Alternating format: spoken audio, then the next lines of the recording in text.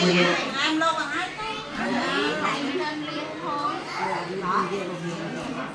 mà ngôi nhà nước mà đây mà nó đây câu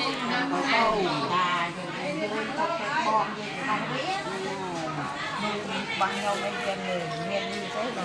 về một bọn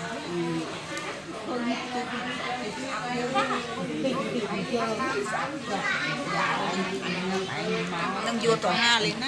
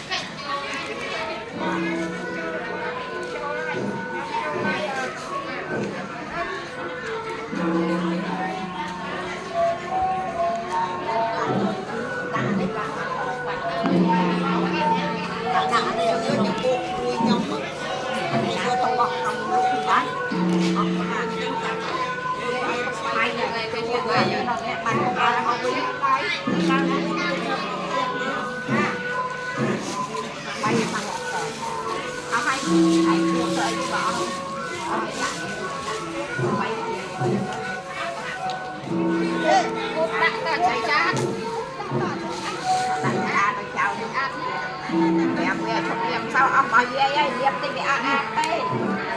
vậy ăn cái to liệp sợ